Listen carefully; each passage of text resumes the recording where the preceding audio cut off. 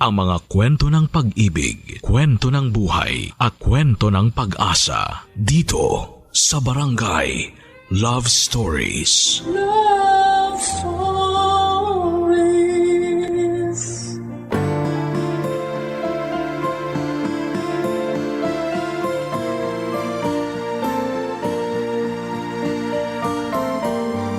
Importante na bago tayo pumasok sa isang relasyon, kilalanin muna natin ang taong gugustuhin nating makasama sa iisang bubong. Mahirap kasing magkamali at masaktan ng dahil sa pagmamadali. Ikaw kabarangay, meron ka bang tao na minamahal mo ng husto? Dear Papa Dudut, wala namang pinanganak na perpekto kaya alam ko na lahat tayo ay nakaranas na magkamali sa buhay. Nandun yung malulugmok tayo sa mga pagkakamaling yon. Pero ang isa sa mga pinakamahalagang katangian na dapat nating taglayin ay kung paano bumangon at bumawi sa mga pagkakamali natin. Lalo na kung meron tayong tao na nasaktan. Yun din ang isa sa mga aral sa buhay na itinuro sa akin ng namayapa kong lola na masasabi kong dala-dala ko pa rin hanggang sa pagtanda ko. Ako si RG, 32 years old at nagtatrabaho ako bilang IT consultant sa isang private company sa Taguig. Ulila na ako sa mga magulang sa batang edad at lumaki ako sa pangangalaga ng mapang-abuso kong tiyahin. Matapos mamatay ng lola ko na siyang unang kumupkup sa akin. Wala rin po akong kapatid kaya napakahirap para sa akin na solohin lahat ng lungkot at hinanakit galing sa mga taong naturingan pa namang kamag-anak ko. Naranasan kong utusan at ituring na parang hindi pamilya ng sarili kong kadugo. Kaya nga may bahagi sa aking pagkatao na kulang at naghahanap ng pagmamahal dahil hindi ko yon naranasan noong kabataan ko. Sa kabila ng lahat, Papa Dudut, ay meron pa rin namang tao na nagturing sa akin na parang tunay niyang anak bukod sa lola ko. At yon ay ang asawa ng tiyahin ko na noon ay nagtatrabaho sa ibang bansa. Siya rin ang nagpaaral sa akin kaya nakapagtapos ako ng kolehiyo. Pero bago ako graduate ay inatake siya sa puso kaya walang buhay na siya nang inuwi sa Pilipinas. Sobrang lungkot ko noon dahil hindi man lang ako nakapagpasalamat ng personal sa taong hindi ko kadugo pero nagtrato sa akin ng mabuti. Kaya nga pinangako ko sa harap ng kabaong ng tiyuhin ko na magsisikap ako sa buhay. Pero nahirapan pa rin akong umusad lalo na at araw-araw ay pinamumukha sa akin ng tiyahin ko na kasalanan ko raw kung bakit namatay ang asawa niya. Hindi ko alam kung bakit ako ang sinisisi niya pero siguro ay alam niya kung gaano ako kamahal ng mister niya. Kaya nga pagkatapos ng libing ng tiyo ko ay nagbalot-balot na ako ng mga gamit at damit saka umalis sa bahay nila. Wala pa akong trabaho noon. Nakitira lamang ako sa kaibigan ko pero pagkalipas ng isang buwan ay nakapasok na rin ako sa isang private company. At doon na nga nagsimula ang pakikipagsapalaran ko sa buhay. Nag-focus ako sa pagtatrabaho at hindi ko na lang namalayan ang mabilis na paglipas ng 3 taon.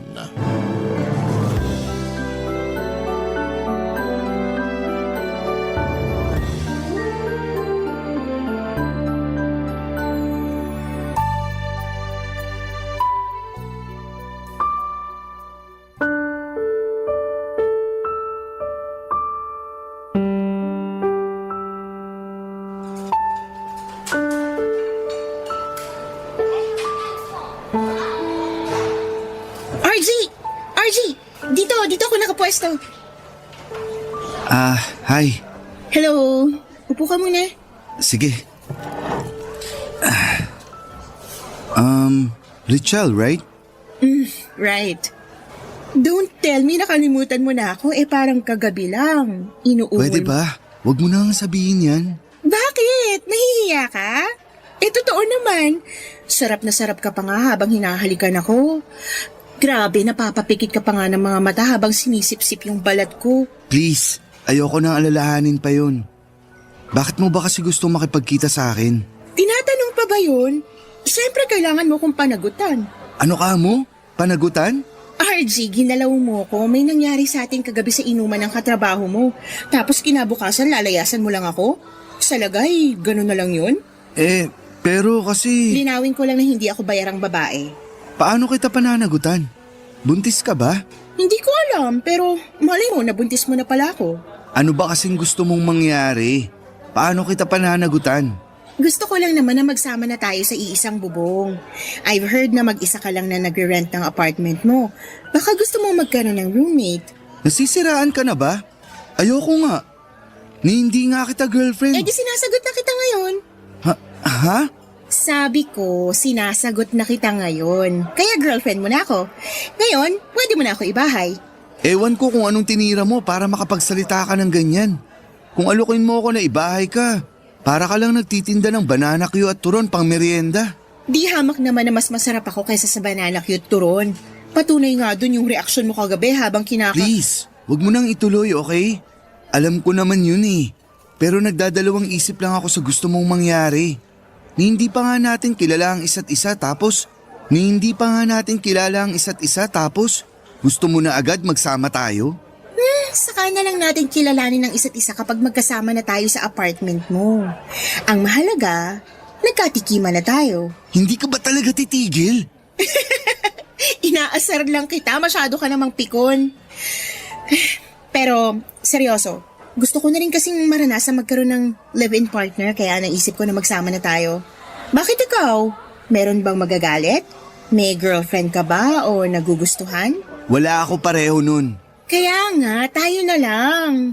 Saka, alam ko naman na gusto mo rin. Ramdam ko yun. Nag-aalangan ka lang. Natural. Sobrang bilis kasi. Hindi kasi ako yung tipo ng babae na mahilig magpaligaw. Gusto ko live-in na kagad. Pangarap ko yun kaso di naman matupad-tupad. Kaya, iparanas mo na sa akin. Kung hindi tayo mag-workout, saka tayo maghiwalay. Kaya sige na, pumayag ka na. May trabaho naman ako, mag-aambag ako. Masipag ako sa bahay at masarap magluto. Pero, mas masarap ako sa kama. Ay, pwede bang pag-isipan ko muna? Sige, pero hanggang bukas lang. Ang iksi naman nun. Ay, mabagal ka lang magdesisyon kaya sana bilis-bilisan mo. So paano? Bukas ha? Umaasa ako na papayag ka para matikman mo ko ulit. Richel naman. Cute mo pala kapag namumula. Yan ang gusto ko. Papadudot na kilala ko si Richel sa isang inuman noong minsan akong sumama sa opisina ko na nag-birthday. Aaminin kong na love at first sight ako sa kanya kasi naman ay sobrang ganda niya. Balingkinita ng pangangatawan, makinis ang kanyang balat na parang kinulayan ng gatas sa puti. Kulay chestnut ang malago at mahaba niyang buhok at merong kissable lips. Natatandaan ko pa na naging tampulan kami ng tukso lalo na ng mga kaopisina ko matapos akong kindatan ni Richel. Doon na rin niya ako nilapitan at nakipagkilala siya sa akin. Nalaman kong nagtatrabaho siya sa isang BPO company, single katulad ko and ready to mingle. Sobrang na-enjoy ko yung kwentuhan namin ng mga katrabaho ko kasama si Richel hanggang sa iserve na nga yung alak. Buti na lang at walang pasok kinabukasan kaya pwede kaming magpakalasing. Game na game rin naman si Richel na nooy nakakandong na sa akin at pinagsasalin ako ng inumin. Hindi ko malilimutan yung mabango niyang amoy na sigurado kong hahanap-hanapin ko. Basta ang natatandaan ko na lang ay pareho na kaming lasing nang yayain ako ni Richel sa isa sa mga bakanteng kwarto doon at doon nga ay may nangyari sa amin. Kaya nga laking gulat ko kinabukasan nang yayain niya akong ibahay ko na siya. Ni sa hinagap ay wala pa sa plano ko ang magkaroon ng kinakasama. 25 years old pa lamang ako noon.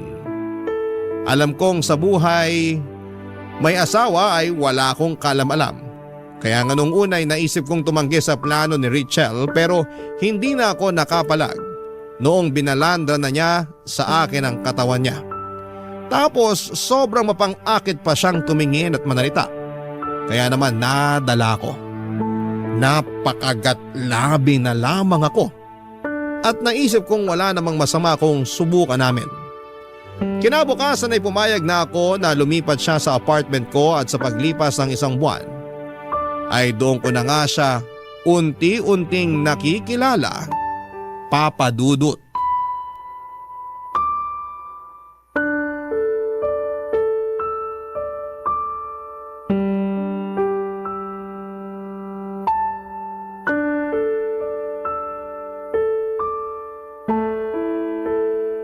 Pwede bang mag-usap tayo ng masinsinan, Richel? Pwede rin bang mamaya na? Kita mo nang wala pa sa wisyo yung tao eh. Ang sakit pa kaya ng ulo ko tapos parang nasusuka ako pero nawala naman na. Gosh, ano ba naman pakiramdam to? Yan na nga yung gusto kong pag-usapan natin. Yung tungkol sa pag-iinom mo. Ano bang problema? Nagpaalam naman ako sa'yo. Di ba nag-text ako, sabi ko iinom kami ng mga katrabaho kong babae. Tsaka wala namang pasok ngayon, kaya ayos lang yun. Ayos lang, pero tingnan mo nga itsura mo. Bakit? Ano ba itsura ko? Mukha ka ng miserable. Sakit mo naman magsalita. Ikaw kaya may hangover. Hindi mo yan mararanasan kung kinontrol mo lang pag-inom mo. Sinabihan na kita na huwag kang magpapakalasing, di ba? Pero ang tigas ng ulo mo. Natatandaan ko ganyan ka rin nung isang linggo. Doon naman sa inuman yun ang nag-birthday yung supervisor. Nangako ka pa nga sa akin na hindi ka na magpapakalasing.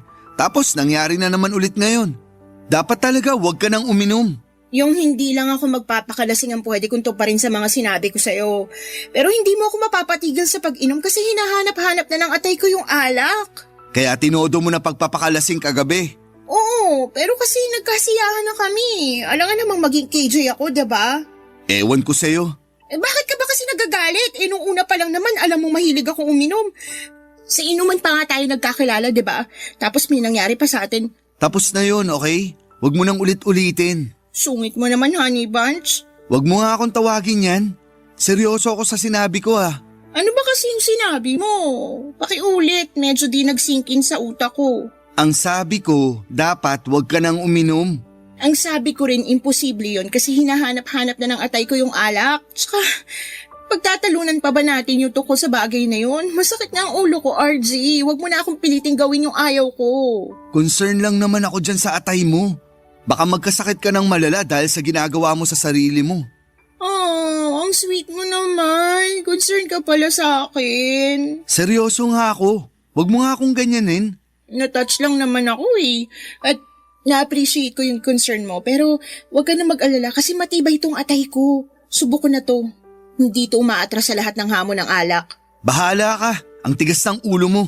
Ay naku, nakakainis ka naman eh. Imbis kasi na asikasuhin mo ako dahil may hangover na nga yung tao, sinesermonan mo pa ako. Ay, nakatulong yan, grabe. Alam mo, kung ganyan lang din naman, mabuti pa iwanan mo na lang ako dito sa kwarto. Matutulog na lang ako. Ayaw kita kasama rito kasi puro kadakdak. Daig mo pa kami mga babae manermon. Di naman kita magulang, no? Ay, sorry na. Hindi ko naman sinasadya eh. Gets ko naman na concerned ka. Sinabi mo na yan eh. Pero baka nakakalimutan mo na hindi na ako bata. 26 na ako. Nasa tamang edad na para magdesisyon sa sarili ko. Tsaka, wala ka pa sa buhay ko. Nagiinom na ako. Sanay na katawan ko doon. Pero, buhay pa rin ako't malakas. Kaya sana, huwag mo na lang pakialaman yun kasi naglilibang lang naman ako eh. Stress na nga yung tao sa trabaho tapos dinadagdagan mo pa. Kaya nga, sorry na. Babawi na lang ako sa'yo. Sige, sabi mo yan ah. Oo. Ano bang gusto mong gawin ko? Gusto mo bang ipagluto kita ng makakain? Hindi, busog pa ako. Pero, gusto ko bili mo ako ng bag. May nakita ko sa online ang ganda. Tingnan mo, dali! Papa Dudo, tama naman si Richel nang sabihin niyang kinasanayan na niya ang pag-inom ng alak at hindi ko yon basta-basta mayaalis sa kanya. Lalo na at gawain na rin niya yun bago pa kami magkakilala. Pero nung binili ko na siya ng bag ay nakinig na siya sa akin nung sabihin ko na sana'y maghinay-hinay siya dahil napapagod ako sa kakasundo sa kanya pag nagiinom siya. Lalo na at madaling araw o alanganin yung lugar. Bukod doon ay gusto ko rin na isaisip niya na may kinakasama na siya. Hindi na siya single katulad ng dati. Nagkabati rin naman kami, Papa Dudut, pagkatapos ng pagtatalong yon. Bagito pa kami sa setup namin pero unti-unting natututunan naming magtiwala at irespeto ang isa't isa. Sa loob ng 1 taong pagsasama namin sa iisang bubong ay masasabi kong maraming nagbago at nag-adjust sa lifestyle ko. Magaling sa kama si Richelle. Nasasatisfy niya ang pangangailangan ko. Siguro kung may issue man kami ay tulad pa rin ng dati na naming pinagtatalunan. Walang iba kundi ang pag-iinom niya at pagiging party girl. Hindi ko mapigilang mag-alala lalo na at grabe siya kapag nalalasing. Nawawala talaga siya sa katinuan at may tendency na gumawa siya ng mga bagay na pwede niyang pagsisihan pag napapasukan ng alak ang kanyang sistema. Hindi ko makakalimutan yung nalasing siya isang beses at nagubad ng underwear noon sa inuman namin. Barangay Love Stories. Barangay Love Stories. Papa Dudut, masasabi kong mas lumalim yung feelings ko para kay Richelle nang magsama na nga kami sa iisang bubong. Kaya naman binakurang ko na siya laban sa mga lalaking nagkakagusto at pumoporma sa kanya. Tulad ng sinabi ko ay maganda si Richelle at hindi talaga yon kumukupas at mas lalo pa siyang naging sexy sa paningin ko. Kaya nga naging seloso ako at overprotective kay Richelle lalo na at maraming umaaligid sa kanya. Pero hindi naman ako yung tipo na may pagka-eskandalosong tao. Tahimik lang po akong magselos kaya nga kahit noong isang beses na nakita kong may kasamang ibang lalaki si Richelle na feeling close sa kanya noong sunduin ko siya sa workplace niya, ay nagkibit balikat na lamang ako. Inisip ko na lamang na baka bagong salta yon since hindi ako pamilyar sa mukha nito. Nakumpirma ko naman yon sa girlfriend ko nang ikinuwento niya na bago niyang trainee ang naturang lalaki. Lumipas nga mga araw ay napansin kong napapadalas ang pagsabay-sabay nila ng lalaking yon kapag lumalabas ng building kung nasaan ang opisina nila. Tapos naghihiwalay na lamang sila kapag nakikita na nila na nandun ako at nakaabang. May pagkakataon na nabad trip ako kaya sinamaan ko ng tingin ng lalaking yon. Bagay na kinainis ni Richelle nang mapansin niya. Nauwi pa nga sa pagtatalo ang tagpong yon pero kinabukasan ay nagkabati rin kami. Nagsorry ako at inaming may nangyari lang sa pinagtatrabahuhan ko na nakakainis. Kaya hindi ko sinasadyang naibunton yon sa kanya at sa trainee niya, Papa Dudut. Isang araw, nagkaroon kami ng 3 days seminar sa La Union. Kaya naman kinailangan kong umalis sa amin at iwanan pansamantala si Richelle. Sinabi niya sa akin na mami-miss niya ako. Kaya nangako ako na lagi kaming magvi-video call. Pero napaagang uwi ko at plano ko sanang sorpresahin siya. Bumili pa nga ako ng paborito niyang bulaklak at chocolate cake pero pagbukas ko ng pinto ng apartment namin, ako pala ang nasorpresa. Nahuli ko lang naman na may katalik siyang ibang lalaki, Papa Dudut.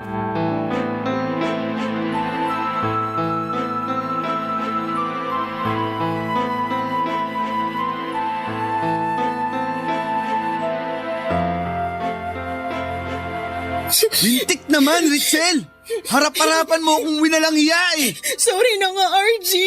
Hindi ko naman sinasadya eh. Anong hindi mo sinasadya? Dinig na dinig ko pa ungol mo habang nakapatong sa'yo yung lalaking yun. Tapos, dito nyo pa talaga ginawa sa apartment ko? Hindi na talaga kayo nahiya.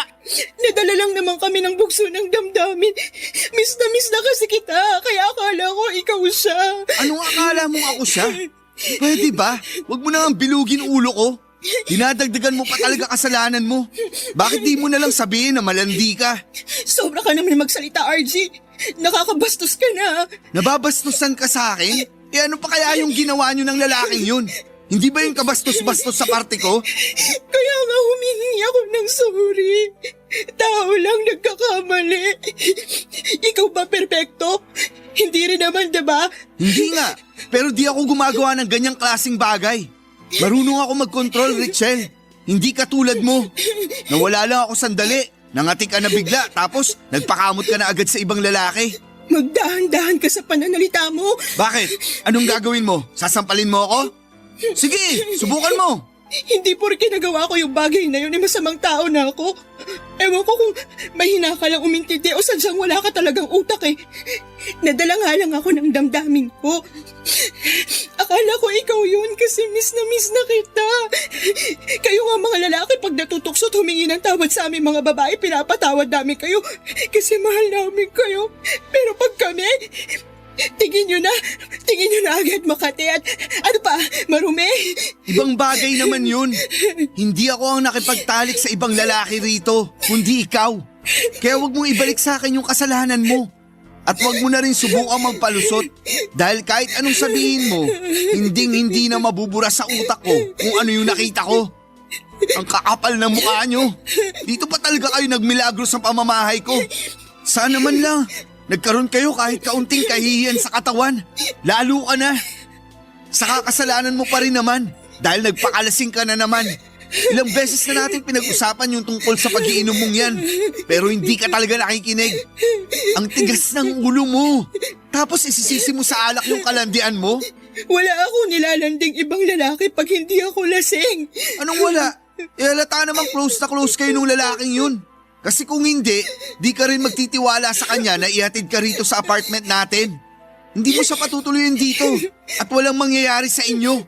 Kaya sigurado ako na kahit di kayo lasing, gagawa pa rin kayo ng milagro. Sumusobra ka na sa mga sinasabi mo sa akin, ha? Hindi ako ganong klase ng babae kaya wag mo akong pagsalitaan ng ganyan. Talaga lang ha? Pumayag ka nga may mangyari sa atin nung unang beses na nagkakilala tayo. Tapos sasabihin mo hindi ka ganong klaseng babae? Lokohin mo lelang mo, Richelle. Di ka lang malandi. Haliparot ka rin. Kapal ng mukha mo. Akala mo kung sino ka kung makapagsalita. Mas makapal ang mukha mo. Malandi ka.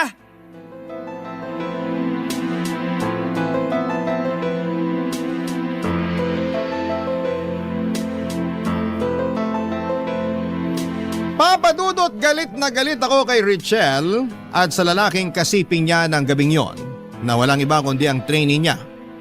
Gulat na gulat silang pareho nang maaktuhan ko sila habang nakapatong sa GF ko ang lalaking yon bago ko siya dinambahan para suntukin at gulpihin. Umiyak at nag-hysterical noon si Richelle habang inaawat kami pero galit na galit pa rin ako. Gustong gusto ko silang pag-untugin ang mga panahong yon dahil ang kapal na mukha nilang magmilagro sa mismong pamamahay ko pa. Pero ewan ko ba kasi tinablan talaga ako noong umiyak si Richelle sa harapan ko at nagbakaawa na patawarin matapos kong sabihin sa kanya na malandi siya. At ewan ko rin ba sa sarili ko kung paano ko siya nagawang patawarin noong mangako siya sa akin na hindi na niya yon uulitin pa. Kahit na duming-dumi ako sa kanya ng mga panahong yon ay binaliwala ko ang pakiramdam at binigyan ko pa rin siya ng isa pang pagkakataon. Pero ang kapal ng mukha niya. Kasi inulit na naman niya ang panloloko sa akin. Hindi ko na idedetalye kung paano ko nalaman pero hindi rin naman niya kasi tinatago. Para bang proud na proud pa siya sa mga pinaggagawa niya kaya nawala na lang ako ng gana sa kanya. Kahit na magkasama kami sa iisang bubong. Tinuring ko na lamang siya na parang hangin, lalo na at ayaw naman niyang makipaghiwalay sa akin. Buti na lang at nakahanap ako ng comfort sa gabundokong workload na kulang na lang ay magpatira sa akin sa opisina namin, Papa Dudut.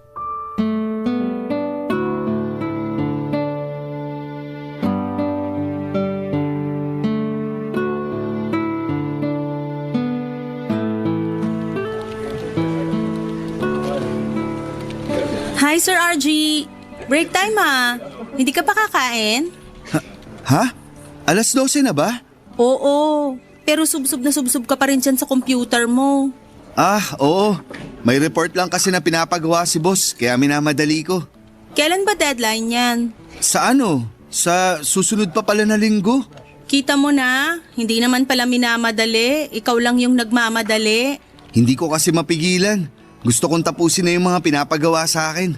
Okay lang naman yun. Kaya nga natutuwa sa'yo boss natin kasi masipag ka at advance magpasa. Pero okay lang din kung mag-chill ka. Dinig na dinig kaya sa cubicle ko yung pagtipa mo sa keyboard mo. Parang gigil na gigil ka eh. Ganun ba? Sorry. No worries. Pero lately, napapansin ko na balisa ka. May problema ka ba? Wala namang tao na walang problema. Sa bagay. Pero kung ano man yan, gusto ko lang sabihin na pwede mong i-share sa akin. Willing ako makinig at good listener din ako. So huwag ka mag-hesitate. Thank you. Pero kaya ko pa naman. Talaga lang ha? Mukha ka na kayang pinagsakluban ng langit at lupa dyan. Ganun na ba ako kamiserable? Slight lang naman. Pero gwapo ka pa rin. Nako, kabago-bago mo pa lang pero bulera ka na. Hindi kita binobola. Nagsasabi lang ako ng totoo. Siguro di ka sanay na sinasabihan ng ganon, no? Oo, medyo. Ano bang dapat kong sabihin pag may nagsabi sa akin ng ganon? Madalas kasi natatameme na lang ako. Ang awkward tuloy. Madali lang yan. Pwede kang mag-thank you. Ganun lang kasimple? Oo naman. Siguro, ganun lang din sinasabi mo kapag sinasabihan kang maganda. Ha? Ang sabi ko, maganda ka, Lulu. Thank you. Oh, bakit bigla ka yatang nautal at namula dyan? Tingnan mo, singpula ng hinog na kamahatis yung mukha mo. Pwede ba wag mo nang ipagsigawan? Mamaya may makarinig pa eh. Asarin pa ako lalo. Ikaw kasi, Anong ako?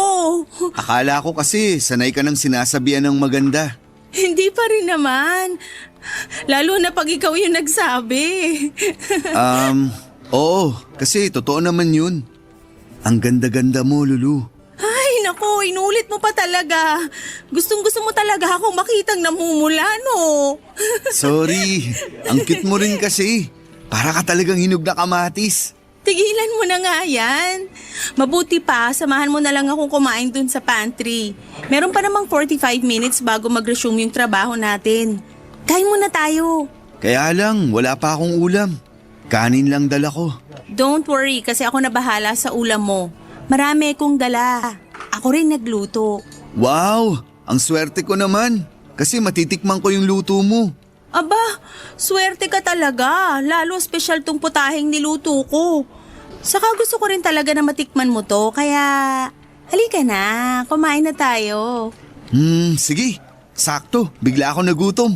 Magugutom ka talaga kasi oras na para kumain. Kaya nga damihan mo lang ang pagkain para mabusog ka. Okay, sige. Basta sabi mo.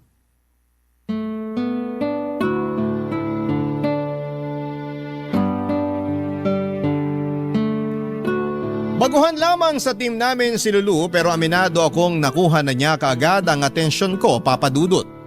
Bukod doon ay maganda rin siya. Kamukha nga niya si Sanya Lopez. Magalang din siya at mainhin na magsalita. Magaling din siyang makisama kaya hindi lang ako ang natutuwa sa kanya. In fact, marami sa mga kaopisina namin ang naging instant ka-close niya. Pero sa aming lahat ako talaga yung madalas na nilalapitan ni Lulu para magpaturo tungkol sa trabaho namin.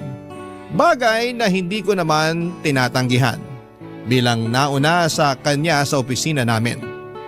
Kaya bilang ganti ay palagi na niya akong nilulutuan ng mga paborito niyang putahe na naging paborito ko na rin kinatagalan. Ang sarap niyang magluto. Kaya naman excited akong pumasok sa araw-araw. Bukod doon ay unti-unti ko rin siyang nakilala sa mga kwentuhan namin during lunchtime. Aminin kong nagsimula na akong humanga kay Lulu, lalo na noong nalaman kong may tungkulin pala sa simbahan ng daddy niya. Kaya pala napaka-mainhin niyang kumilos at napakagalang manalita. At doon ko nga na-realize na malayong malayo siya sa kilos at sa pag-uugali ni Richelle Papa Dudut. Barangay Love Stories. Barangay Love Stories. Papa Dudut, mahal ko si Richelle, pero nang panahong yon ay unti-unti nang naaagaw ni Lulu ang atensyon ko. Suportado rin naman ang mga katrabaho ko ang pagiging malapit namin sa isa't isa dahil aware sila sa panloloko sa akin ng kinakasama ko. Sa katunayan ay nagsawa na sila sa kakapayo sa akin na makipaghiwalay na at huwag nang magpadala sa pagmamakaawa ni Richelle pag pinapaalis ko siya sa apartment.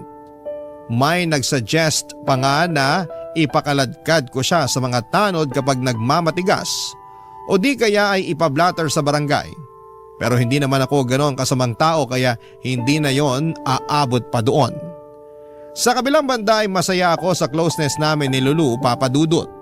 Marami akong natutunan sa kanya tungkol sa buhay at sa ibang bagay na ginagawa niya outside our work. Doon nga ako nagsimulang mapaisip kung sakaling si Lulu ang unang nakilala ko kesa kay Richelle. Baka nasa mas maayos na disposisyon ang buhay ko. Mas nai-enjoy ko yung mga bagay na noong ko pa lamang nadidiskubre at hindi ako nakukonsumi. Lumipas pa nga mga araw at ramdam ko na hindi na lang ako ang may nararamdaman sa aming dalawa, Papa Dudut. Alam ko na may feelings na rin sa akin si Lulu at isang araw ay kinumpirma ko ngayon mula sa kanya.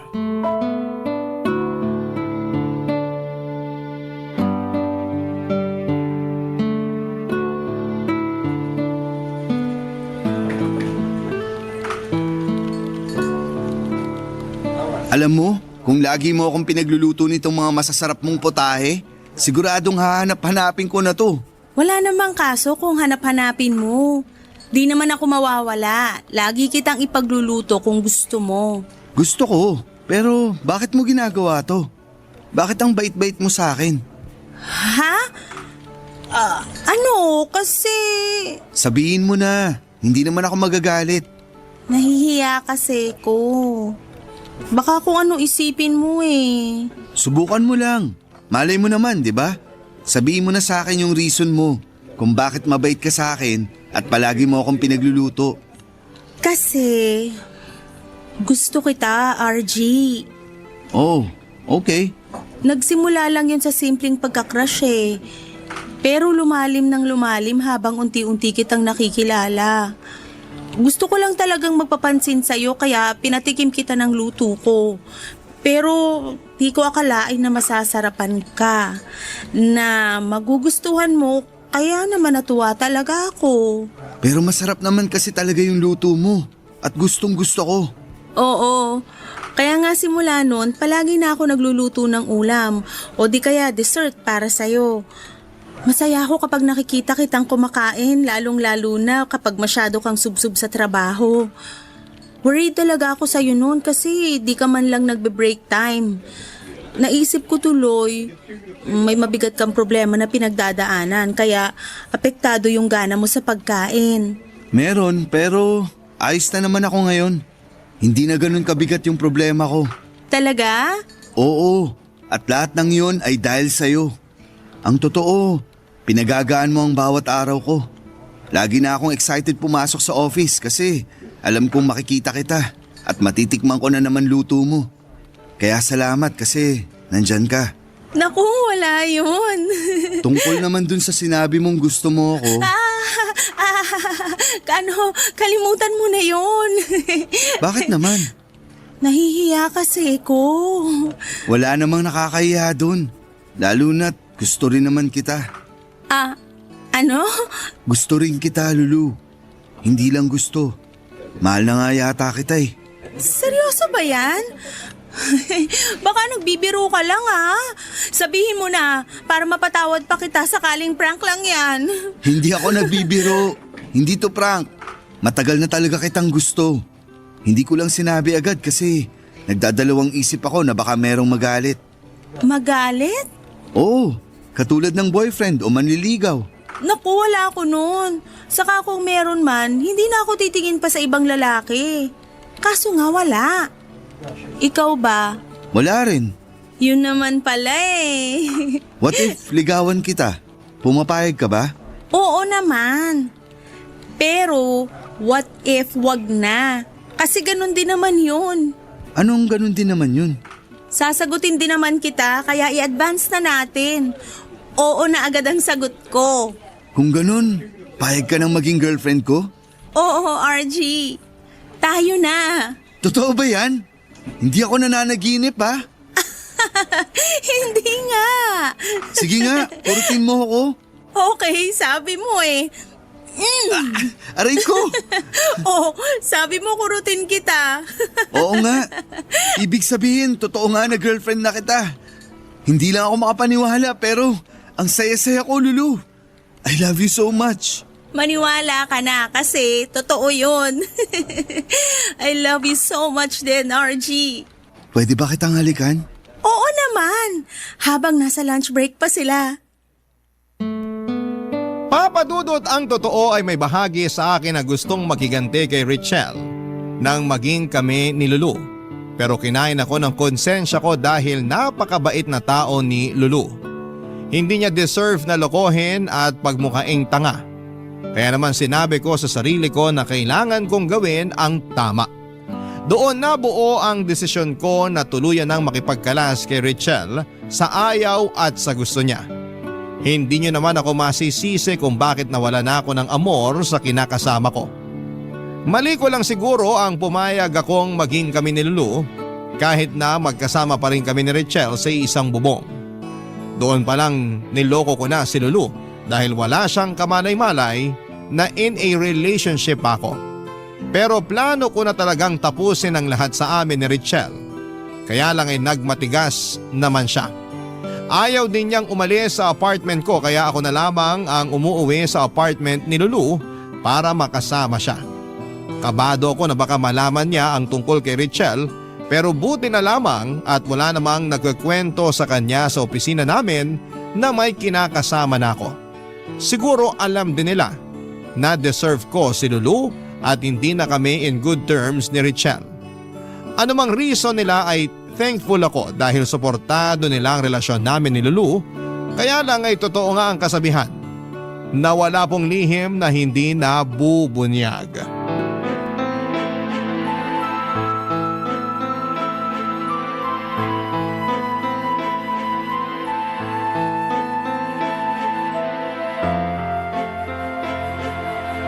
Sino ka bang babae ka? Paano ka nakapasok sa apartment ko? Tinatanong pa ba yon? Siyempre, di mo naman nilak yung pinto nung sinusundan ko tong si RG. Halika rito, di pa ako tapos sa'yo. Huwag na huwag mong sasaktan si Lulu, Richelle! At bakit hindi mga agaw yan? Ahas, malandi. Kilala mo yung babaeng yan, RG? At bakit hindi niya ako makikilala? Ako lang naman ang girlfriend niya. Huwag mo sabihin na hindi mo alam yon. Pwede ba? Tumigil ka na, Richelle? Ayoko nga! Ayaw mo bang malaman ng babaeng niya na tayo talaga yung totoong magkarelasyon dito? Matagal na ako nakipag-iwalay sa'yo. Pero ikaw lang yung nagmamatigas. Sa ayoko nga, bakit ba? Ayoko na rin sa'yo. Dahil sa paulit-ulit mong panluloko sa akin. Sa palagay mo, paano pa kita mapapatawad? Matapos mo akong saktan ng paulit-ulit. Tapos, ikaw pa ngayon may lakas ng loob na sumugod dito para mag-iskandalo? Sinaktan mo pa si Lulu. Nagawa ko lang naman yun kasi nagulat ako nung nakita ko kayo naghahalikan eh. Tapos nagalit ako. Dapat kasi ako lang yung hinahalikan mo, hindi ko sino-sinong babae. Sa lagay, ayos lang na umalik ka ng iba't ibang lalaki? Tapos ako hindi? Wala na akong iba. Tinapos ko na lahat sa amin kasi na-realize ko na ikaw yung mahal ko. Kaya bumalik ka na sa akin, RG. Umuwi na tayo sa bahay at magsimula ng bagong buhay. Handa akong kalimutan itong nangyari. Ako na lang ulit ang piliin mo. Hindi ako naniniwala sa'yo. Kasi nuknukan ka ng sinungaling. Ayoko na rin magkabalikan tayo. Dahil may mahal na akong iba. At si Lulu yun. Ano bang meron ng babaeng to na wala ako? Di hamak naman na mas maganda ako sa kanya. Tingnan mo nga yan, mas sexy pa ako dyan eh. Sabihin mo na yung gusto mong sabihin. Pero si Lulu ang pinipili ko. Kaya pwede ba? Simulan mo na mag-impake ng mga damit at gamit mo. Para makalayas ka na sa apartment ko. Palalayasin mo ko? Saan ako pupunta? Hindi ko alam. Problema ko pa ba yun? Pero walang-wala na ako, RG. Wala na akong pera. Tapos malapit na rin akong tanggalin sa trabaho kasi basta, Kaya please, nagmamakaawa ako, huwag mo ako paalisin. Hindi mo na ako madadala sa pagpapaawa mo. Hindi na rin ako maniniwala sa mga sinasabi mo. Isa lang ang gusto kong mangyari ngayon. Yun ang tapusin na ang lahat sa atin. Hindi na kita mahal. Si Lulu na ang mahal ko. Eh di magsama kayong dalawa. Kala mo siguro magmamakaawa ko sa'yo, pues nagkakamali ka.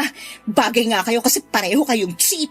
Umalis ka na sa pamamahay ko bago pa kita ipapulis! Hindi mo na kailangan gawin yun kasi kusa akong rarampa palabas ng pangit mong apartment. Mga linti kayo. Lulu, nasaktan ka. Ano bang hinihintay mo? Lumayas ka na rin sa apartment ko! Lulu, please. Magpapaliwanag ako. Hindi ko kailangan ng paliwanag mo dahil isa ka ring nuknukan ng sinungaling. Di ba tinanong kita kung merong magagalit pag naging tayo? Sabi mo wala. Kaya nagtiwala ako sa'yo pero biglang-bigla na lang may baliw na babaeng susugod sa apartment ko at mananakit sa akin. Pasalamat siya hindi ko siya pinabarangay pero pag bumalik pa siya dito, ipapadambot ko na siya. Pasensya ka na. Natakot lang naman ako sa magiging reaksyon mo kaya di ko na sinabi sa'yo. Mas matakot ka sa pwede kong gawin sa'yo kung hindi ka pa aalis sa harapan ko. Papa Dudut, wala akong nagawa ng araw na yon, kundi ang umalis sa apartment ni Lulu. Gulong-gulo ang isipan ko at mas lalo akong kinain ng konsensya nang marinig ko ang iyak niya pagkalabas ko ng pinto. Gusto ko sanang pumasok ulit para i-comfort siya pero alam ko na hindi yon makakatulong sa sitwasyon namin. Galit na galit sa akin si Lulu dahil sa pagsisinungaling ko tungkol sa totoong status ng relasyon namin ni Richelle. Kasalanan ko naman kasi dapat ay tinapos ko muna ang lahat sa amin bago ko pumasok sa panibagong pakikipagrelasyon. Kaya nga wala akong ibang sinisisi noon kundi ang sarili ko. Nang umuwi ako sa apartment ko ng araw ding yon ay naabutan ko pang nag-iimpake ng mga gamit at damit niya si Richelle. Matapos noon ay walang imik siyang umalis at naiwan akong nag-iisa sa 4 na sulok ng apartment ko. Napasalampak na lamang ako sa sahig habang sinasabunutan ang aking sarili. Hindi ko na rin napigilang umiyak ng mga panahong yon, Papa Dudut. Mahal na mahal ko si Lulu kaya ako nasasaktan ng husto. Pero alam kong mas nasaktan ko siya. Kaya nga kinabukasan ay sinubukan ko ulit siyang kausapin noong nagkita kami sa opisina. Pero hindi na siya tulad ng dati kung makitungo sa akin. Ramdam kong may distansya na at kung kausapin niya ako ay puro tungkol na lamang sa trabaho. Labis akong nalugmok ng mga panahong yon habang pinagsisisihan ang kasalanang nagawa ko sa kanya, Papa Dudut. Pero isang araw ay kinausap na lamang niya ako at humingi siya ng tawad dahil nagawa niya akong tiisin. Nagkaiyakan kami at nagkapatawaran, Papa Dudut. Si Lulu kasi yung klase ng babae na hindi mapagtanim ng galit. Marami akong sinabi sa kanya at marami rin siyang sinabi sa akin. Sa huli nagkasundo kaming maghiwalay at maging mabuting magkaibigan na lamang, Papa Dudut. Pero mabuti ang Diyos, lalo na sa mga taong lubos na nagsisisi sa mga kasalanang nagawa nila.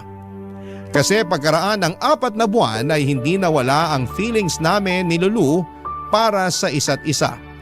Unti-unti kaming nagkalapit lalo na nung nagsimula na akong umattend sa mga gathering ng simbahan nila. Doon ko rin nakilala ang mga magulang niya at ang buong pamilya niya. Hindi nga nagtagal ay nagkaaminan kami ng feelings ni Lulu at doon namin nakumpirma na mahal pa rin namin ang isa't isa. At doon na ulit namin sinimulan ang panibagong pahina ng aming pag-iibigan.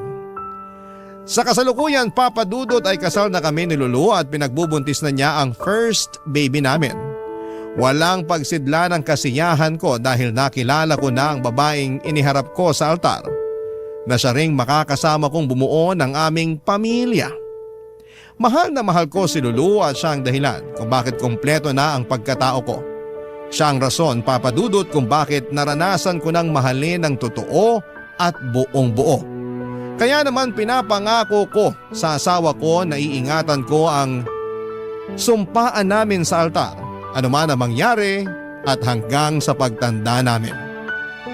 Hanggang dito na lamang po ang sulat ko at maraming salamat po Papa Dudut sakaling mapili po ninyong i-ere ang istorya namin ni Lulu sa Barangay Love Stories. Pareho rin po kaming avid listener ng inyong programa. God bless and more power sa inyong istasyon. Ang inyong forever kapuso at kabarangay, RG. Barangay Love Stories. Barangay Love Stories. Ako, gigil na gigil talaga ako sa nangyayari sa kwento natin. O ikaw, kabarangay, kumukulo rin ba dugo mo? Pwede kang mag-iwan ng comment sa ating comment section. Nagustuhan ng iyong napakinggan? Ituloy yan via live stream sa www.gmanetwork.com/radio. Barangay LS 97.1 forever.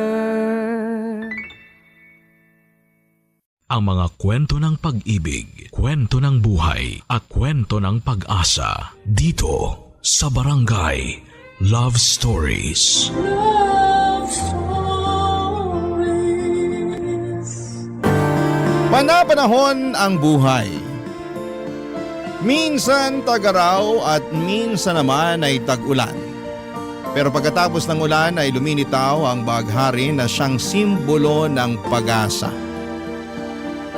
Ikaw kabarangay, gaano ka kahanda sa mga pagsubok na pwede mong pagdaanan sa buhay na ito? Dear Papa Dudut, noong bata ako ay madalas kapag umuulan ay nalulungkot ako. Hindi kasi ako noon makalabas para makapaglaro pero palaging sinasabi ng mama ko na biyaya ang ulan sa mga natutuyong halaman at lupa. Kaya naman habang tumatanda ako ay sinaisip ko na hindi palaging malungkot tuwing tag-ulan. Parang sa buhay lang ng tao, panapanahon. Minsan maaraw at minsan naman ay maulan.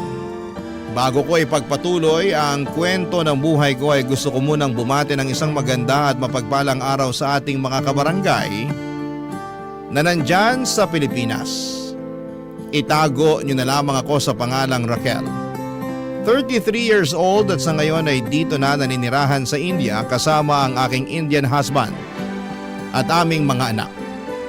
Taong 2024 lang kami nag-migrate dito pero sa Pilipinas isinilang ang mga anak namin. Nagtatrabaho po bilang engineer ang Mr. ko rito at isa naman akong housewife. Pero ang ikukwento ko sa inyo ay yung buhay ko sa Pilipinas noong mga panahong bago mag-pandemic.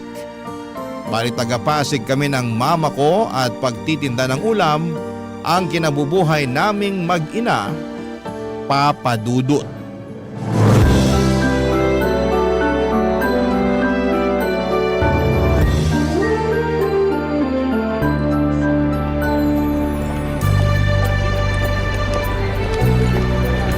Grabe, Ma! Ubus na agad yung mga paninda natin. Alauna pa lang ng hapon. Ayaw mo nun. Maaga tayo makakauwi't makakapagpahinga. Kaya nga po, aga rin nating nagising kanina. Medyo inaantok na ako. Matulog kapag uwi natin kasi ako may pupuntahan pa pala. Saan po? Sa kumari ko. May labada ako sa kanya. Sayang naman kung di ko pupuntahan. Hindi po ba kayo pagod? Pagod, pero sabi ko nga, sayang. Ibang klase, napakasipag niyo po talaga. Ganun talaga. Pag natapos ko naman yun ng maaga, makakauwi rin ako ng maaga para makapagpahinga. Tapos may dagdag kita pa tayo pandagdag sa pambayad natin ng upa. Malapit na naman kasi yung due date. Nakita ko na naman yung nakasimangot na pagmumukha ng landlady natin. Akala mo naman hindi babayaran. Ewan ko ba dun? Ay, maiba tayo, nak. Ano po yun? Ewan ko lang kung ako lang ang nakakapansin pero kursunada ka yata nung isa nating customer. Po? Sino dun? Yung Arjun ang pangalan? Basta, yung matangkad na may pagkamoreno. Laging bumibili sa atin ng ulam. Yun ba yung kumausap sa inyo kanina na parang may binubulong pa? Oo. Ano po bang sabi niya sa inyo? Tinatanong niya kung single ka pa raw eh. Sabi ko, ay oo. Tapos sabi niya pareho raw kayo kaya naisip ko, baka may gusto sa'yo. Alam nyo naman po na wala pa sa isip ko ang magpaligaw. Wala pa nga ba? 24 ka na. Ganyang edad ko nung may 4 na taong gulang na akong anak. Sa bagay, aga ko rin kasing lumande. Mama talaga. Ay, gusto ko lang naman malaman mo na kahit mahirap ang buhay natin, pwedeng-pwede ka naman magka-boyfriend. Mag-boyfriend ka na. Nasa tamang edad ka na rin naman. Tsaka, masarap kayang umibig. Bakit po kayo hindi na ulit pumasok sa relasyon pagkatapos iwan ni Papa? Ay, syempre, natuon ang atensyon ko sa pagpapakananay at pagpapakatatay sa'yo. Hindi ko na naisip makipagrelasyon. Eh ngayon po ba, hindi nyo naiisip?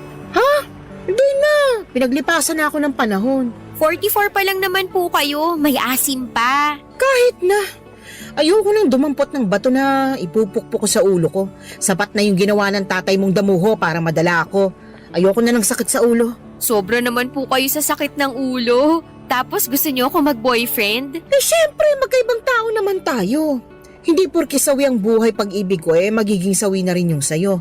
Kaya nga kako, subukan mo rin mag-boyfriend. Mukha namang okay yung Arjun na yun. Mabait, magalang, may itsura rin naman, kaya makipagkilala ka. Sige po, susubukan ko kapag sinipag ako. Ay nako, gusto mo yatang tumandang dalaga eh. Bata pa po ako. Oo nga, pero mabilis lang naman tumanda ang tao.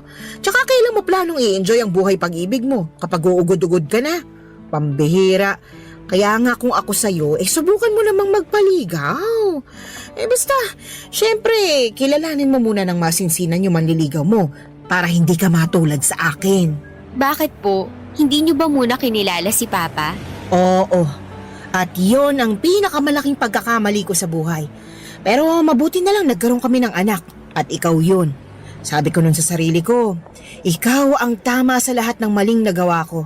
Kaya nga kahit iniwan tayo ng magaling mong papa, hindi ako pinanghinaan ng loob at nawala ng pag-asa na kakayanin ko ang pagtataguyod sa'yo. Papadudot, wala na po akong tatay dahil nasa sinapupunan pa lamang ako ni mama ay naglaho na raw ito na parang bula. In short ay nakisama raw sa ibang babae. Kaya naman wala akong kinamulatang ama pero alam kong ginawa ng nanay ko ang lahat ng makakaya niya upang itaguyod ako. Kaya nga mahal na mahal ko ang mama ko ng higit kanino man sa mundo. Pareho kaming masiyahin, malakas tumawa at dinadaan sa biro ang mga problema. Sa ganong paraan ay nababawasan ang hirap na mga dalahin namin sa buhay. Hindi na ako nakatungtong noon sa college pagka-graduate ko ng high school dahil sa hirap ng buhay. Nakikitara lamang kami ni mama noong araw sa matapobre naming kamag-anak na nasa Cainta, Rizal. Bago kami nag-decide na umalis at mangupahan na lamang sa Pasig. Malayong pinsa ni mama ang tinirhan namin doon at nag-aambag naman kami pambili ng pagkain at pambayad ng bills. Masipag din naman ako sa mga gawaing bahay pero hindi talaga umubra ang pagsasama namin kaya umalis na lamang kami at namuhay na malayo sa kanila, papadudot. Noong nakapangutang si mama ng pampuhunan ay nagtinda kami ng mga ulam sa tapat ng isang pabrika. 24 years old ako noong niligawan ni Arjun. Isang factory worker na sinasabi ng mama ko na kursonada ako. Na-in love rin naman ako sa kanya hanggang sa nag-decide kami na magsama sa iisang bubong matapos akong mabuntis. Ayoko pa sanang iwan ang mama ko ng mag-isa sa inuupahan namin pero siya ang nagpaalis sa akin dahil hindi raw dapat nakikisama sa kanyang magulang ang isang anak na mayroon ng sariling pamilya. Kaya wala na akong nagawa kundi ang makipag-live-in kay Arjun at tumira kami noon sa Cubao. Pero gusto ko lang linawin na maayos ang relasyon namin ni mama sa isa't isa. Bali, biruan lang namin yung pagpapalis niya sa akin, papadudot.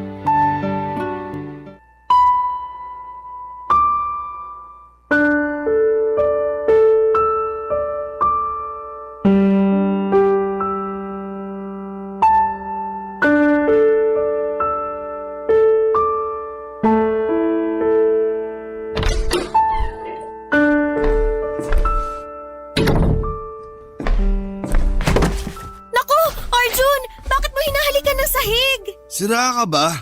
Hindi ko hinahalik ka ng sahig. Nawalan lang ako ng balanse kaya tulungan mo na lang akong tumayo. Oo, sige. Huwag mo nga ako hawakan. Kanina sabi mo tulungan kita, tapos bigla mo kong itutulak at sasabihin mo ngayon na huwag kitang hawakan? Oo, hindi mo ba narinig? Bingi ka siguro. Hindi ako bingi ah. At ikaw, bakit ka lasing? Ano bang pake mo kung lasing ako? Nanay ba kita? Di naman, di ba? Hindi nga, pero baka nakakalimutan mo na kinakasama mo ko. Saka nanay ako ng magiging anak mo. Anong magiging anak ko? Wala pa akong magiging anak. Napakasira ulo mo.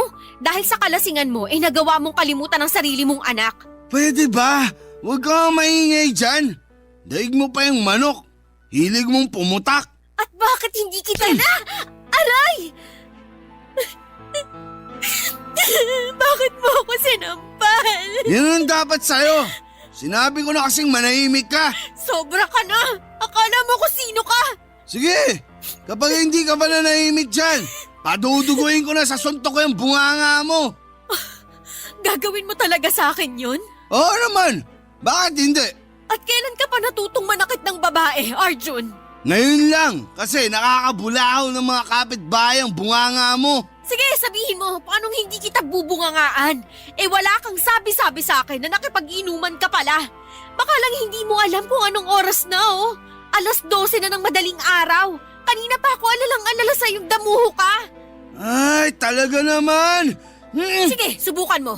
Kundi magsisisigaw ako lalo para mabulahaw na natin yung mga kapitbahay natin. Napaka-eskandalosa mong babae ka. Wala ka na bang hiya? Bakit ako mahihiya? Ikaw nga yung walang hiya. Sumusobra ka na talaga, ha? Nanggigigil na ako sa'yo. Mas nanggigigil ako sa'yo. Ay, peste ka talaga. Halika nga rito. Aray! Bitiwan mo ako, Arjun! Bitiwan lang kita kapag natutok ang ilugar ang sarili mo sa pamamahay na to. Anong lugar? Alam ko naman kung anong lugar ko rito. Alam daw, pero kung makapagsalita ka dyan, akala mo kung sino ka. Niyayabangan mo pa ako? Kung paduguin ko na talaga yung bunganga mo. Sabihin mo, bitaw! Sige, sabihin mo! Please, Arjun, bitiwan mo na ako. Kanina pa ako nasasaktan eh. Bibitiwan lang kita pag nag-sorry ka sa akin. Sabihin mo, sorry, kasi masyado ako nagmamarunong. Sorry na kasi masyado ako nagmamarunong. Sorry na. Yan, ganyan nga.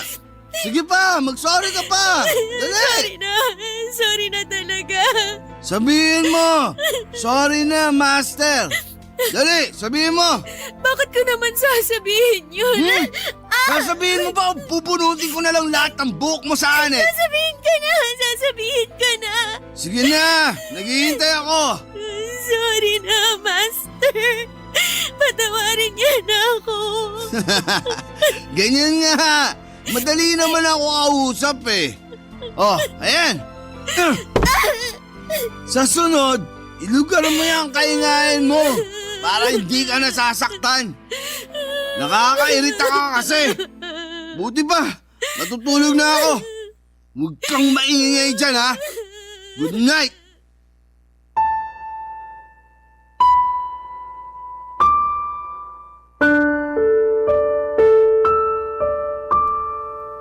Papadudot, hindi ko na lamang namalayan na mabilis na palang lumipas ang 5 buwan. At sa loob ng mga panahong yon hanggang noong bago ako pinisikal ni Arjun ay maayos naman ang pagsasama namin.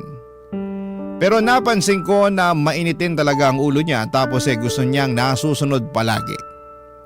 Kaya nga noong sinabi niyang pumirmi ako sa bahay namin at intindihin ko na lamang daw ang pagbubuntis ko ay yon ang ginawa ko. Kaso hindi ko po akalain na darating kami sa punto na mapagbubuhatan niya ako ng kamay.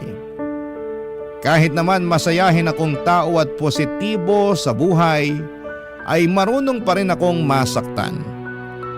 Nagsorry rin naman sa akin si Arjun kinabukasan at sinabi niyang nadala lang daw siya ng kanyang emosyon.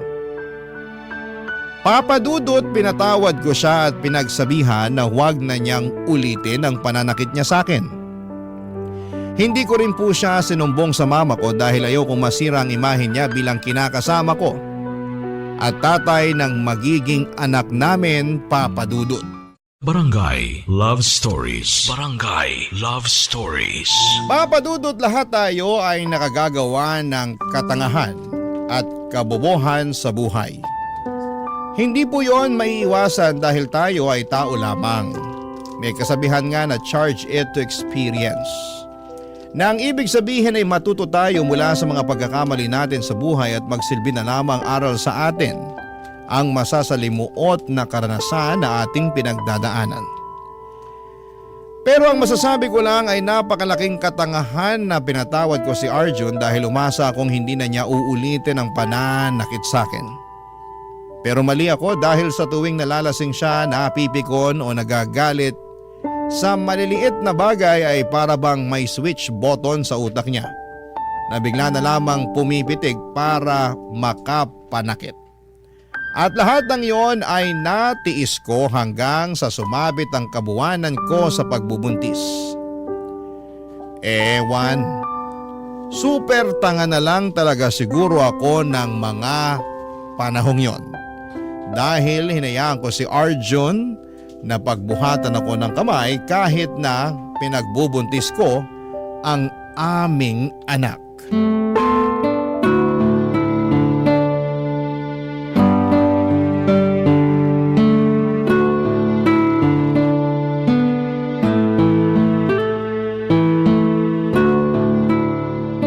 Buti naman dinalaw mo ako rito sa tinitirhan ko.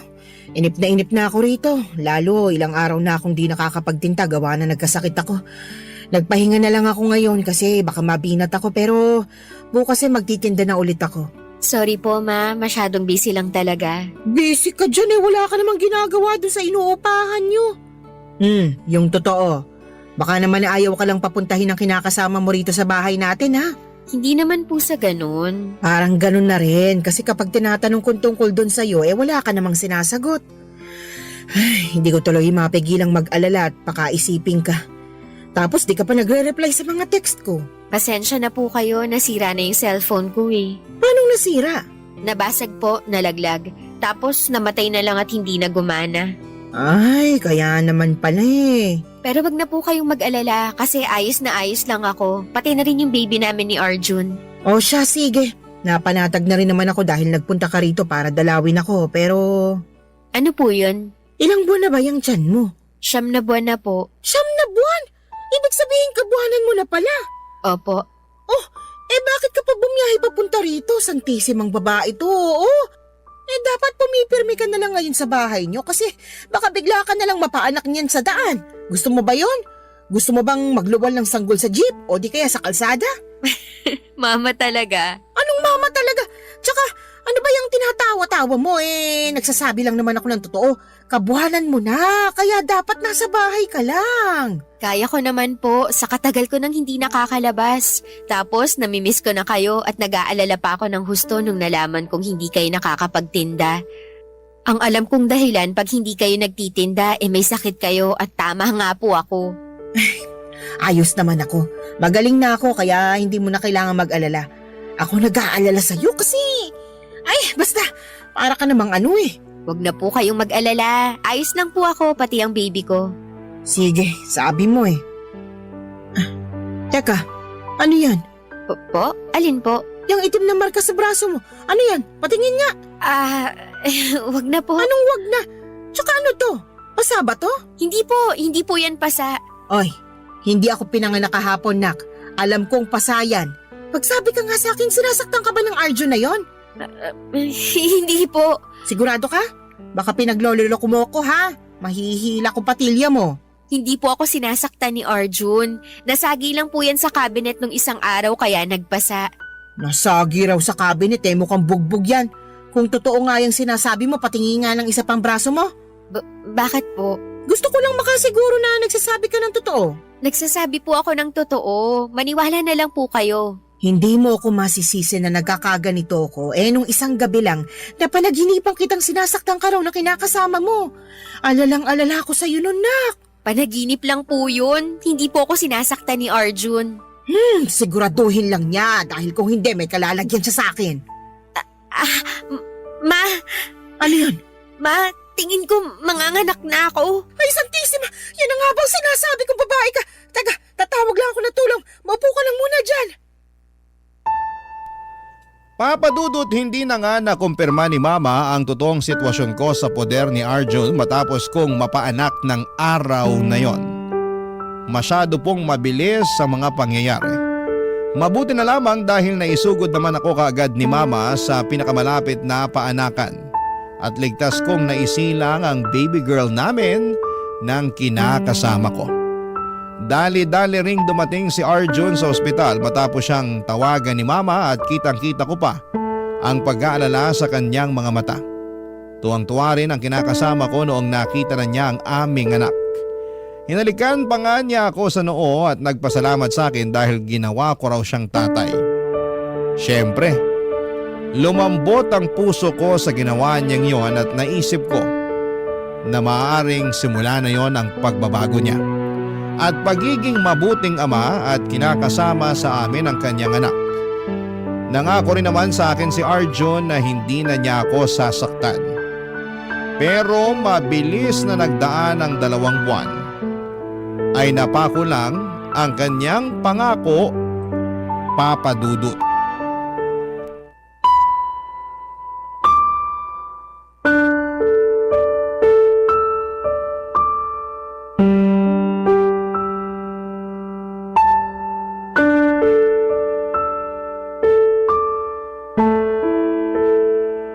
Arjun, ano ba? Anong ano ba? Hindi pa nga tayo tapos mag-usap tapos tinatalikuran mo na ako. Ah, hindi pa ba? Akala ko tapos na eh. Gusto ko na kasi matulog. Pagod ako para lang sa kaalaman mo. Palibhasa, hindi ikaw yung nagtatrabaho sa labas. Kaya akala mo pasarap lang ginagawa ko dun. Hindi naman yun ang inaakala ko Alam ko na mahirap din ang ginagawa mong pagtatrabaho. Pero sana naman, isipin mo rin na mahirap din maging nanay at mag-alaga sa baby natin. Oh, anong gusto mong gawin ko? Wala naman ako magagawa dun kasi alam ko na tungkulin kong alagaan ang anak natin bilang nanay niya. Alam mo naman pala eh. Pero hindi naman yun ang issue rito. Ang dami-dami mo talagang alam no. Masyado kang ma-issue sa buhay. Ano ba kasing issue mo? Kinakausap pa kita tungkol sa kulang na sweldo na binigay mo sa akin, di ba? Wala na nga. Huwag kang sumigaw. Baka magising ang anak natin.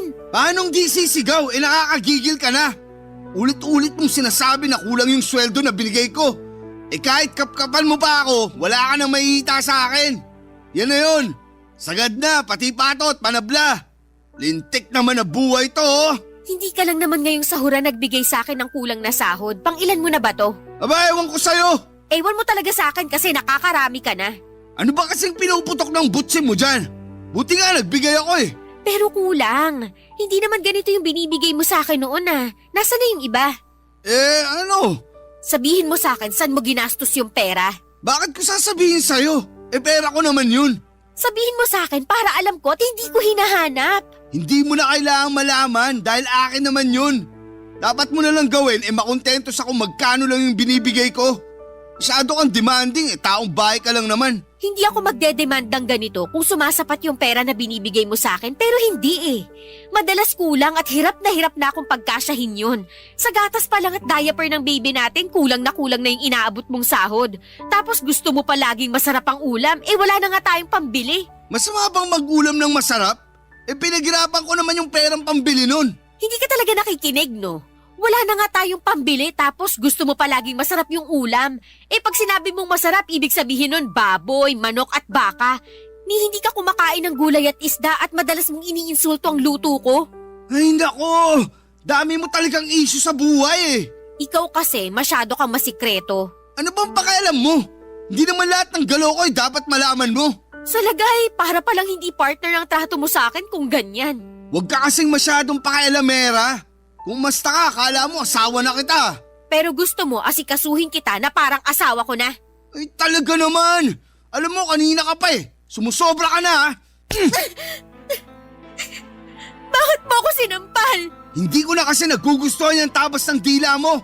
Masyado nang matalim kaya dapat na kitang sampalin. Sumusobra ka na talaga. Kulang pa nga yung ginawa ko. Dapat sa'yo tinatadyakan para matuto. Tama na! Huwag mo na ako saktan! Tama na! Ayaw mo palang nasasaktan eh. Kaya sa susunod, wag mo na akong kekwestiyonin. Papa Dudut, tahimik akong umiiyak ng gabing yon dahil ayokong may kapitbahay na makarinig sa akin. Ayoko rin na magising ang bibi namin na mahimbing ng natutulog ng gabing yon. Sobrang sakit ng katawan ko sa pamimisikal ni Arjun.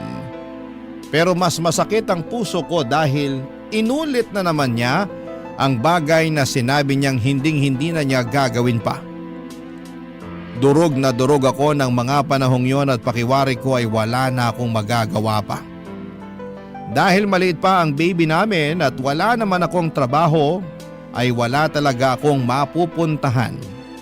Hindi ko rin naman gustong umalis sa poder ni Arjun at pumunta kay mama dahil ayoko siyang madamay sakaling may gawing masama ang kinakasama ko.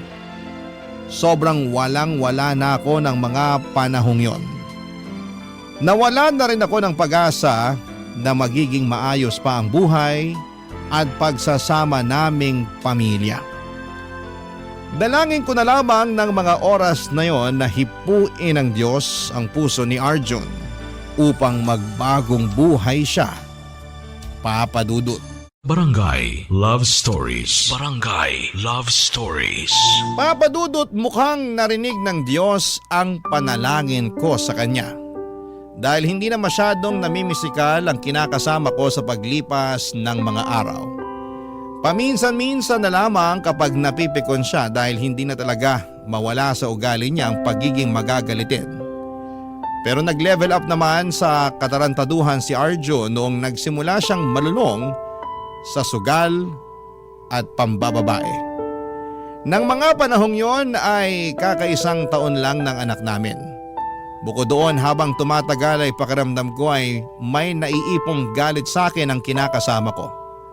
Gusto na kasi niya akong magbuntis pero hindi ko sinabi sa kanya na palihim akong nagpalagay ng implant para hindi niya mabuntis. Ayoko nang magkaanak kami dahil alam ko na mas magiging miserable lang ang buhay namin sa kanya. Noon pa nga lang ay hindi na niya kami matrato ng maayos. Nang anak ko ay magdadagdag pa ba ako ng panibagong bata? Isang gabi hindi umuwi ang kinakasama ko sa inuupahan namin at kinabukasan na siya madaling araw dumating. Lasing na lasing si Arjun at dumiretso na agad sa higaan para matulog matapos akong batukan at insultuhin.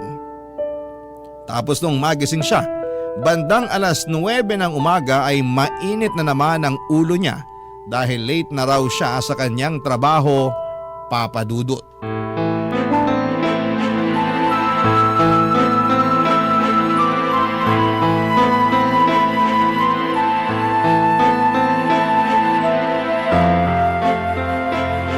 Anak naman ang tuknene. Raquel! Alas 9 na pala ng umaga. Bakit hindi mo ako ginising kanina? Pwede ba? Huwag kang sumigaw. Nakita mong tulog pa anak natin eh. Buti sana kung ikaw magpapatahan dyan pag umiyak hindi mo nga malaro ng matagal yung anak natin. Aray ko! Aga-aga mo na naman nagbubunga nga ha? Halika rito! Kakalbuhin na kita talaga! Inaano ba kita? Bakit mo ako sinasabunutan? Nakakabalas na yung pagmukha mo sa kayang pagyayaw mo sa akin! Wala naman akong ginagawa sa'yo ah. Ikaw yung bagong gising dyan tapos naninigaw na agad. Paano di ako maninigaw? Hindi mo nga ako ginising kanina. Di tuloy ako nakapasok sa trabaho. Sayang yung araw. Hindi ko nakasalanan kung hindi ka nakapasok sa trabaho. Saka nung hindi ginising, nakailang sabi ako sa'yo noon tapos niyugyug pa kita pero tulog mantika ka. Ah, ganun ha? Sige, bubunutin ko na talaga pang buhok mo sa akin para magtanda ka. Tama na, parang awa mo na. Wala na akong awa, lalo na sa katulad mo. Anak! Mama? Ano ka ba? Ano pong ginagawa mo rito? Sira ulo ka! Bakit mo sinasabunutan ng anak ko? Bakit niyo naman po ako binatukan? Kulang pa yan dahil sa pananakit mo sa anak ko. Sabihin mo, nak, bakit niyo sinasabunutan? Hindi ko po alam. Basta na lang po siya nagalit sa akin. Wala naman po akong ginagawa sa kanya. Anong walang ginagawa? Ang aga-aga, nagbubunga ka dyan. Paano hindi kita bubungangaan? Nakakainis ka na! Kahit nabungangaan ka pa nitong anak ko, wala ka pa rin karapatan na saktan siya. Napakasira ulo mo! Ganito palang ginagawa mo sa anak ko? Mabuti pa, wag na po kayo makialam dito. Problema na po namin to ng anak nyo. Hindi ko kayo pakikialaman kung hindi mo sinasaktan ang anak ko. Nak, sabihin mo, ngayon ka lang ba sinaktan ng lalaking yan? Sabihin mo kay mama dali. Hindi po. Maraming beses na po niya akong sinaktan. Simula pa lang nung pinagbubuntis ko yung anak namin, nananakit na po siya, Ma. Bakit kasi ngayon mo lang sinabi sa akin? Sana noon pa lang nailayo na kita sa kanya. Natakot po kasi ako. Saka nangako naman po si Arjun na magbabago na eh. Kaya lang, napako lang po yung pangako niyang yun. Sinubukan ko namang tuparin yung pangako ko sa'yo ah. Kaso anong magagawa ko kung nakakapikon ka na minsan? Anong nakakapikon ako minsan? Ang sabihin mo, mabilis ka lang talagang mapikon at magalit. Tapos kasunod na nun yung pananakit mo sa akin. Sapat na yung dahilan para may kalagyang kang lalaki ka. Sobra ka na sa ginagawa mo sa anak ko. Humanda ka sa akin. Ano pong gagawin niyo sa akin? Tinatanong pa ba yan? Eh di irereklamo kita para makulong ka. Napakakapal ng pagmumukha mong saktan ng anak ko. Ay mag-isa ko lang yung tinaguyod ng araw. Pinakaiingatan ko yan. Halos hindi ko na pinadatapuan sa lamok. Tapos ikaw, pipisikalin mo lang. Sinasabi ko na nga ba na yung nakita kong pasa niya nung buntis pa lang siya sa anak mo, eh hindi talaga galing sa aksidente, kundi mayroong bumugbog sa kanya. Nakakagalit lang at nakakasama ng loob bilang magulang ang ginawa mo sa anak ko, kaya dapat mo tong panagutan.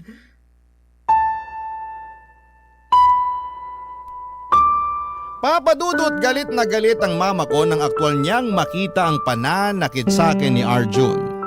Kamunti ko na nga siyang hindi makilala dahil para siyang nag-transform sa pagiging halimaw na nanay na gusto lang ipagtanggol ang anak niya na inapi at inalipusta ng ibang tao.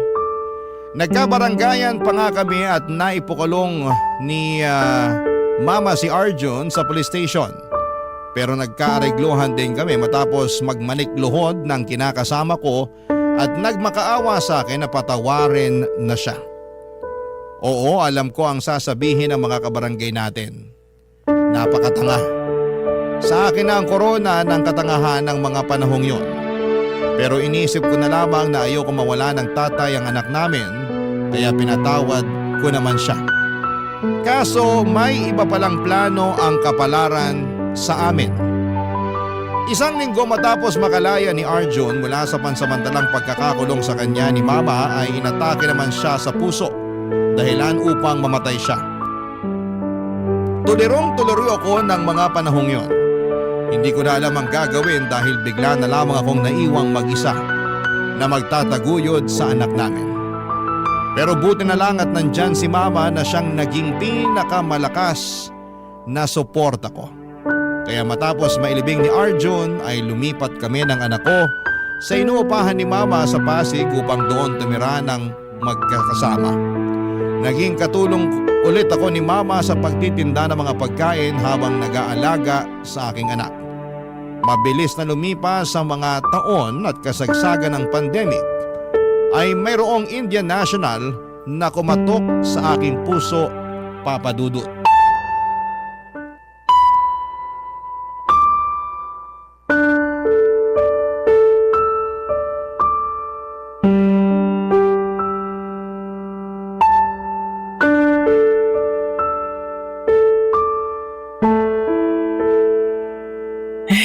Alam mo, marami akong napagtanto ngayong dumadaan ng buong mundo sa pandemyang ito. Ano po yun? Na maiksi lang ang buhay. Kaya dapat gawin mo lang ng gawin yung bagay na magpapasaya sa'yo. Kahit po masama at nakakasakit ng kapwa, gagawin mo kasi dun ka masaya? Parang gaga ka naman kausap eh. Siyempre, hindi mo yun gagawin. Masama nga't nakakasakit ng kapwa, di ba? Isip-isip din. Hindi yung parang utak mo nasa talampakan mo na. Sobra naman makareact si Mama, nagtatanong nga lang po ako. Ayusin mo kasi yung tanong mo. Nakakapikon ka eh. Kita mo seryoso ko rito na nagsasabi ng saloobin tapos gaganyanin mo ko. Naiintindihan ko naman po ang ibig niyong sabihin at sang-ayon po ako doon. Tingin mo may katapusan pa tong pandemyang ito? Meron naman po. Sana nga kasi. Nakakatakot na limitado na lang yung galaw natin eh. Saka tingnan mo, wala tayong pinagkakakitaan. Naniniwala naman po ako na magiging maayos ang lahat at unti-unti ibabalik yung dati. O sige, sabi mo eh. Ayoko naman ma-stress pa at pakaisipin na hindi nabubuti ang mundo. Kasi baka naman magkasakit ako. Nakakatakot pa naman magkasakit sa panahon ngayon. Baka mamaya i-quarantine ka bigla. Hindi po mangyayari yun. Kalma lang po kayo. Kalmado na ako. Ay, maiba tayo. Kumusta kayo nung sinasabi mong Indian National na kachat mo? Ayos lang naman po. Nagugustuhan ka na ba niya? Hindi ko po alam pero nung unang beses na nag-usap kami, niyaya niya na agad ako magpakasal. Ganun ba talaga ang mga Indian? Ang bibilis. Baka kasi nakita niya sa'yo yung pagiging wife material kaya ganun. O anong sinabi mo? Sabi ko ayoko kasi wala naman sa plano ko ang pagpapakasal. Matapos nung pinagdaanan ko kay Arjun, ewan ko na lang kung hindi pa ako matakot na kumilala ulit ng panibagong lalaki. Tapos Indian pa to, hindi pa taga rito. Mababait naman ang mga Indian ah. May kaibigan akong Indian, maayos sila kausap at matitino. Yung iba pa nga sa kanila nakapangasawa ng Pinay. Pero natatakot pa rin po ako, saka ano? komplikado po ang relasyon namin kasi sinabi ko na sa kanya na may anak ako sa una kong kinasama. O anong sagot niya? Hindi raw po niya ako matatanggap kasi paniniwala nila dapat walang anak sa ibang lalaki ang babae na mapapangasawa nila. Sabi ko ayos lang naman sa akin kung hindi niya ako tanggapin dahil may anak na ako. Ayaw ko na rin sa kanya. Ay, ganun ba yun? Hindi ka nasaktan? Nasaktan, pero hindi ko naman siya mapipilit na tanggapin ako. Saka ayoko na ako lang yung tanggapin niya. Dapat tanggapin niya rin ang anak ko dahil anak ko yun eh. Sa akin ang galing yun at hindi ko ipagpapalit sa kung sino mang lalaki ang anak ko. Hindi baling tumanda kung walang kasama sa buhay katulad niyo, ma. Ay, nadamay pa ako bigla. Totoo naman po, di ba? Totoo naman yun. At tama rin naman ang mga sinabi mo. Wag na wag mong ipagpapalit ang anak mo sa kung sino mang lalaki sa mundo dahil yung mga yan, marami yan. Pwedeng palitan, pwedeng iwanan. Pero yung anak mo, iisa lang yan. Basta, ang focus ko na lang sa ngayon ang anak ko. Gusto kong magsumika para mabigyan siya ng maayos na buhay sa hinaharap. Gusto kong patunayan na kahit mag-isa lang ako na nagtataguyod sa kanya, kayang-kaya ko. Hindi ka naman mag-isa kasi kasama mo ko. Opo, ma. Salamat po kasi nandyan kayo sa tabi ko. Walang anuman. Saka, sino-sino bang magtutulungan? Tayo-tayo rin naman. Basta, magsikap ka lang sa buhay. Ako nang bahala dito sa anak mo. Alam mo naman na mahal ko tong apo ko eh. At hanggat malakas pa ako, aalagaan ko siya sa abot ng makakaya ko. Salamat po ulit. Maraming salamat po. Papadudot malaki ang pasasalamat ko sa mama ko dahil hindi niya kami iniwan ng anak ko, lalo na noong mga panahong kailangan namin siya. At magpasa hanggang ngayon ay nananatili pa rin ang suporta at pagmamahal niya sa amin kahit na narito na kami sa India. Kung tatanungin ninyo ako kung ano ang nangyari sa amin ng Indian National na nagyaya sa aking magpakasal noon at nagsabi na hindi niya ako matatanggap dahil may anak ako sa ibang lalaki, ay siya pa rin naman ang napangasawa ko. Hindi niya rin kasi ako natiis at gusto niya na makipagbalikan sa akin. Pero hindi naman magkaibigan ang turingan namin sa isa't isa, doon niya pinagtapat na gusto niya pa rin akong mapangasawa. Tapos nagpunta siya noon sa Pilipinas nang bumalik na ang operasyon ng mga eroplano. Pinakilala ko siya kay mama at sa anak ko at masaya ako dahil naka-close niya kaagad ang 2 taon na malapit sa puso ko. Lumipas ang 1 taon ay pumayag na ako magpakasal sa kanya doon sa India nang ako naman ang bumisita sa bansa nila para makilala ang kanyang pamilya at nagkaroon kami ng 1 anak na dito ko sa Pilipinas isinilang. Hindi nagtagal ay tuluyan na nga kaming nag-migrate sa India kasama ang buong pamilya ko. Si mama naman ay dumadalaw-dalaw sa akin dito kaya hindi ko nararamdaman na malayo kami sa isa't isa.